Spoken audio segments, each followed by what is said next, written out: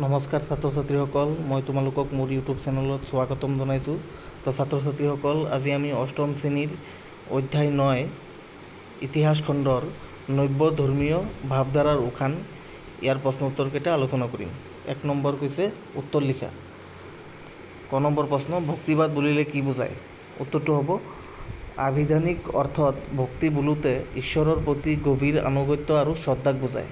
সেইফালৰ পৰা ক'বলৈ গ'লে ভগৱানৰ লগত মানৱ আত্মাৰ মিলন, ঈশ্বৰৰ প্ৰতি অগাধ প্ৰেম তথা ভক্তিৰ ওপৰত গুৰুত্ব দি মহাপুৰুষসকলে যি মতবাদৰ সৃষ্টি কৰিছিল সেয়াই ভক্তিবাদ।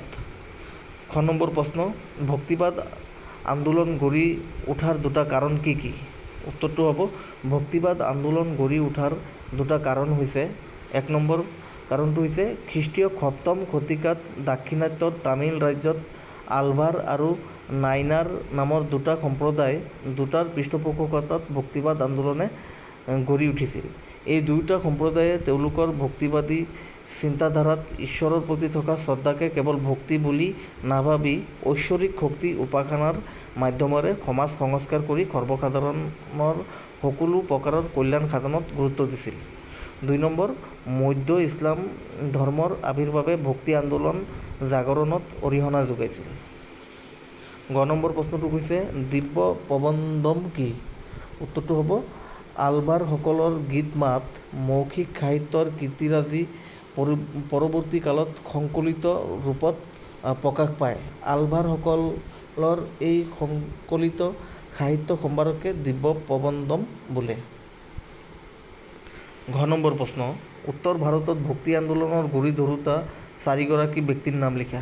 উত্তৰটো হ'ব উত্তৰ ভাৰতত ভক্তি আন্দোলনৰ গুৰি ধৰোঁতা চাৰিগৰাকী ব্যক্তিৰ নাম হ'ল নানক মানে কোন? গুৰু নানক, তুলসীদাস, কবিৰ আৰু ৰামানন্দ।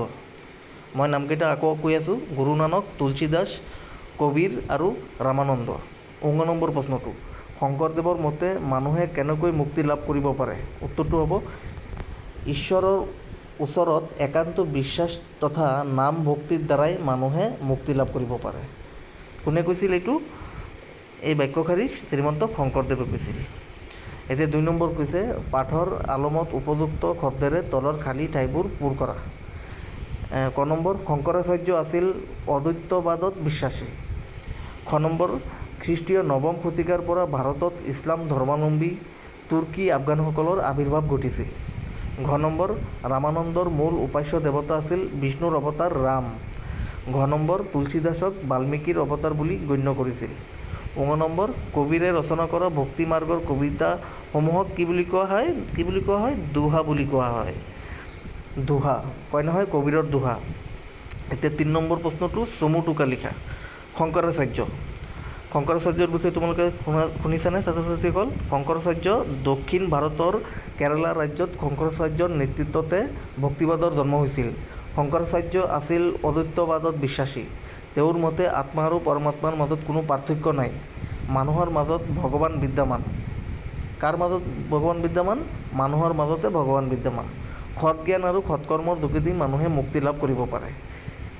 কোনে কৈছিল কথাটো? শংকৰাচাৰ্যই কৈছিল। এতিয়া খ নম্বৰ আহিছোঁ আমি জ্ঞানদেৱ। জ্ঞানদেৱ কোন আছিল? আমি ইয়াত পঢ়িলে গম পাম। উত্তৰ পশ্চিম ভাৰতৰ মহাৰাষ্ট্ৰত জ্ঞানদেৱৰ নেতৃত্বত ১৩ শতিকাত ভক্তি আন্দোলনৰ সূচনা হয়।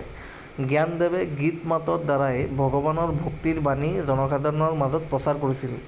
প্ৰচলিত সমাজ ব্যৱস্থাৰ জাতিভেদ প্ৰথা, ধনী দুখীয়া আদি বৈষম্যবোৰ আঁতৰ কৰি সহজ সৰল বন্ধুত্বপূৰ্ণ জীৱন যাপনত গুৰুত্ব দিছিল। কোনে দিছিল? জ্ঞানদেৱে দিছিল। সকলো মানুহৰ গাতে যে ভগৱান বিদ্যমান সেই কথা জনসাধাৰণৰ মাজত উপস্থাপন কৰিছিল। জ্ঞানদেৱৰ বাণী পৰৱৰ্তী সময়ত তেখেতৰ অনুগামী তুকাৰাম, ৰামদাস আদিৰ দ্বাৰা অন্য অঞ্চলতো প্ৰচাৰিত আৰু প্ৰসাৰিত হৈছিল। এতিয়া আমি কাৰ বিষয়ে পঢ়িম? ৰামানন্দৰ বিষয়ে পঢ়িম। গ নম্বৰ, ৰামানন্দ। উত্তৰ ভাৰতত বিশেষকৈ হিন্দীভাষী অঞ্চলত ভক্তিবাদ আন্দোলনৰ প্ৰচাৰক আছিল ৰামানন্দ। তেওঁ এগৰাকী পণ্ডিত আৰু সমাজ সংস্কাৰক আছিল। তেওঁৰ ভক্তি মাৰ্গৰ মূল উপাস্য দেৱতা আছিল বিষ্ণুৰ অৱতাৰ ৰাম। তেওঁ ধৰ্মৰ দুৱাৰ সকলো শ্ৰেণীৰ লোকলৈ মোকলাই দিছিল।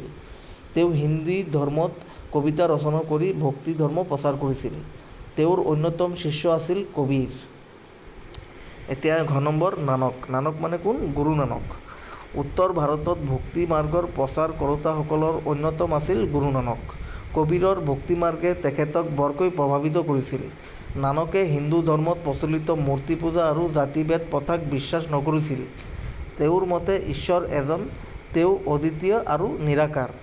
গুৰু নানকৰ শিষ্যসকলক পৰৱৰ্তী সময়ত শিখ বুলি জনাজাত হয়। নম্বৰ হৈছে মীৰাবাই। মীৰাবাই কোন আছিল? 13 শতিকাত উত্তৰ পশ্চিম ভাৰতত ভক্তি আন্দোলনে গা কৰি উঠে।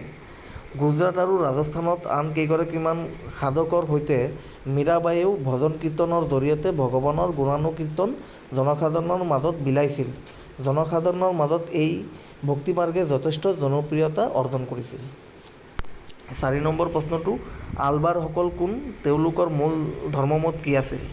উত্তৰটো হ'ব খ্ৰীষ্টীয় 7ম শতিকাত দাক্ষিণাত্যৰ তামিল ৰাজ্যত ভক্তিবাদ আন্দোলন গা কৰি উঠাৰ মূলতে আছিল আলবাৰ নামৰ সম্প্ৰদায়টো। আলবাৰসকল ভগৱান বিষ্ণুৰ উপাসক আছিল। তেওঁলোকৰ মতে বিষ্ণু শ্ৰেষ্ঠ আৰু সৃষ্টিৰ মূল। অহং ভাৱবোৰ ত্যাগ কৰি ভগৱানৰ ওচৰত নিজকে উৎসৰ্গা কৰিব পাৰিলে মোক্ষ লাভ হয়। কি লাভ হয়? মোক্ষ লাভ হয়, মুক্তি লাভ হয়। মানে মানুহৰ মাজত ভগৱানক পাব পাৰি। গতিকে জীৱ প্ৰেমেই ভগৱত প্ৰেমৰ আধাৰ। এই সম্প্ৰদায়টোৱে তেওঁলোকৰ ভক্তিবাদী চিন্তাধাৰাত ঈশ্বৰৰ প্ৰতি থকা শ্ৰদ্ধাকে কেৱল ভক্তি বুলি নাভাবি ঐশ্বৰিক শক্তি উপাসনাৰ মাধ্যমেৰে সমাজ সংস্কাৰ কৰি সৰ্বসাধাৰণৰ সকলো প্ৰকাৰৰ কল্যাণ সাধনত গুৰুত্ব দিছিল। 5 নম্বৰ প্ৰশ্নটো কৈছে, চুফীবাদৰ মূলমন্ত্ৰ কি আছিল? ভাৰতত চুফীবাদ প্ৰসাৰত ভূমিকা লোৱা দুগৰাকী ব্যক্তিৰ নাম উল্লেখ কৰা। উত্তৰটো হ'ব চুফীবাদৰ মূলমন্ত্ৰ হৈছে এক ভগৱানকে উপাসনা কৰা। চুফীসকলৰ মতে প্ৰেম আৰু একান্ত ভক্তিৰ জৰিয়তে ভগৱানক লাভ কৰিব পাৰি। চুফীবাদী প্ৰসাৰত ভূমিকা লোৱা দুগৰাকী ব্যক্তি হৈছে নিজামুদ্দিন আউলিয়া আৰু মঈনুদ্দিন চিস্তি। 6 নম্বৰ প্ৰশ্নটো কৈছে, কবিৰ কিয় হিন্দু আৰু ইছলাম ধৰ্মী সকলো লোকৰ মাজত জনপ্ৰিয় আছিল? প্ৰশ্নটো আকৌ কৈছোঁ, 6 নম্বৰ প্ৰশ্নটো কি কৈছে যে কবিৰ কিয় হিন্দু আৰু ইছলাম ধৰ্মী সকলো লোকৰ মাজত জনপ্ৰিয় আছিল? উত্তৰটো হ'ব কবিৰ মুছলমান তাঁতী পৰিয়াল এটাত ডাঙৰ দীঘল হৈছিল। অন্যান্য ভক্তিমাৰ্গৰ সাধকসকলৰ দৰে তেওঁ এক ভগৱানৰ উপাসক আছিল। ভগৱানক তেওঁ ৰাম, হৰি, খোদা, আল্লাহ আদি বিভিন্ন নামেৰে অভিহিত কৰিছিল। কবিৰে ভক্তিৰসৰ কবিতাৰ যোগেদি ভক্তিধৰ্ম প্ৰচাৰ কৰিছিল। জনসাধাৰণৰ মাজত এই কবিতাসমূহে যথেষ্ট সমাদৰ লাভ কৰিছিল। তেওঁ প্ৰচাৰ কৰা ভক্তিমাৰ্গৰ প্ৰতি আকৰ্ষিত হৈ হিন্দু মুছলমান উভয় ধৰ্মৰ লোকে তেওঁৰ শিষ্যত্ব গ্ৰহণ কৰিছিল। সেয়েহে কবিৰ হিন্দু আৰু ইছলাম ধৰ্মী সকলো লোকৰ মাজত জনপ্ৰিয় আছিল। 7 নম্বৰ প্ৰশ্নটো কৈছে, ভক্তি আন্দোলনৰ নেতাসকলে ধৰ্মৰ উপৰি সমাজ সংস্কাৰৰ কাম হাতত লোৱাৰ উদ্দেশ্য কি আছিল? উত্তৰটো হ'ব মধ্যযুগত ভাৰতৰ সমাজ ব্যৱস্থাত ধৰ্মৰ দিশৰ পৰা বহুতো প্ৰত্যাহ্বানে গা কৰি উঠিছিল। বিশেষকৈ হিন্দু ধৰ্মৰ কঠোৰ নীতি নিয়ম, জাতিভেদ প্ৰথা, উচ্চ নীচ, ধনী দুখীয়াৰ পাৰ্থক্যই সমাজৰ নিম্ন শ্ৰেণীৰ লোকক বাৰুকৈয়ে অতিষ্ঠ কৰি তুলিছিল। তেওঁলোকে ইয়াৰ পৰা মুক্তি বিচাৰিছিল। জনসাধাৰণক এই ধৰ্মীয় বেবিচাৰ আৰু কুসংস্কাৰবোৰৰ পৰা মুক্তি দিয়াই এখন ভক্তিৰসত নিমজ্জিত সমাজ গঠন ভক্তি আন্দোলনৰ নেতাসকলে সমাজ সংস্কাৰৰ কাম হাতত লৈছিল। 8 নম্বৰ প্ৰশ্নটো কৈছে যে ভাৰতবৰ্ষত ভক্তি আন্দোলন জনপ্ৰিয় হোৱাৰ কাৰণ কি? 8 নম্বৰ প্ৰশ্নটো কি কৈছে যে ভাৰতবৰ্ষত ভক্তি আন্দোলন জনপ্ৰিয় হোৱাৰ কাৰণ কি? উত্তৰটো হ'ব ভাৰতবৰ্ষত সমাজ সংস্কাৰৰ দিশত ভক্তি আন্দোলনে বিশেষ প্ৰভাৱ পেলাইছিল। এই আন্দোলনৰ ফলত সমাজৰ জাতিভেদ প্ৰথা, উচ্চ নীচ, আচাৰ অনুষ্ঠানৰ বাহুল্যতা বহুখিনি হ্ৰাস পাইছিল। উদাৰ মানৱীয় দৃষ্টিভংগী ভক্তিবাদৰ ভেটি হোৱাৰ বাবে নাৰীয়েও পুৰুষৰ লগে লগে সমানে ধৰ্ম চৰ্চা কৰাৰ সুযোগ লাভ কৰিছিল। ভক্তি আন্দোলনৰ গুৰি ধৰোঁতাসকলে তেওঁলোকৰ মতবাদসমূহ সকলোৱে বুজিব পৰাকৈ আঞ্চলিক ভাষাৰ যোগেদি প্ৰচাৰ কৰিছিল, যাৰ পৰিপ্ৰেক্ষিতত আঞ্চলিক ভাষাৰো উত্থান ঘটিছিল। পণ্ডিতসকলৰ মতে ভক্তি আন্দোলনৰ জৰিয়তে মধ্যযুগীয় ভাৰতত সামাজিক পুনৰ জাগৰণৰ আকাংক্ষা প্ৰতিফলিত হৈছিল। উপৰোক্ত কাৰণবোৰৰ বাবেই ভাৰতবৰ্ষত ভক্তি আন্দোলন কি হৈছিল? জনপ্ৰিয় হৈ উঠিছিল। 9 নম্বৰ প্ৰশ্নটো বহুত গুৰুত্বপূৰ্ণ, তোমালোকে এইটো একদম শিকিবই লাগিব। 9 নম্বৰ প্ৰশ্নটো কৈছে যে শ্ৰীমন্ত শংকৰদেৱে অসমীয়া সমাজলৈ আগবঢ়োৱা অৰিহণাৰ বিষয়ে 50টামান শব্দৰ ভিতৰত একোটি টোকা লিখা। তো উত্তৰটো হ'ব খ্ৰীষ্টীয় পঞ্চদশ শতিকাত মহাপুৰুষ শ্ৰীমন্ত শংকৰদেৱে অসমত ভক্তি আন্দোলনৰ সূচনা কৰে। তেখেতে ভাৰতৰ প্ৰসিদ্ধ তীৰ্থস্থানসমূহ ভ্ৰমণ কৰি হিন্দু ধৰ্মৰ মূল শাস্ত্ৰবোৰ খৰচি মাৰি অধ্যয়ন কৰিছিল। ভাগৱত পুৰাণকে সকলোৰে মূল বুলি মত পোষণ কৰি তেখেতে অসমত ভক্তি আন্দোলনৰ গুৰি ধৰিছিল। ভক্তিবাদৰ ধাৰণাৰে তেওঁ অসমীয়া সমাজখনক নতুনকৈ গঢ়ি তুলিলে। অসমীয়াৰ সমাজ জীৱনটোক একত্ৰিত কৰিবলৈ তেওঁ সমতা, সহিষ্ণুতা আৰু অহিংসাৰ বাণী প্ৰচাৰ কৰিছিল। ভক্তিবাদক প্ৰচাৰ কৰি তেওঁ বৈষ্ণৱ ধৰ্ম প্ৰচাৰ কৰাৰ লগতে সমাজ সংস্কাৰতো মনোনিৱেশ কৰিছিল।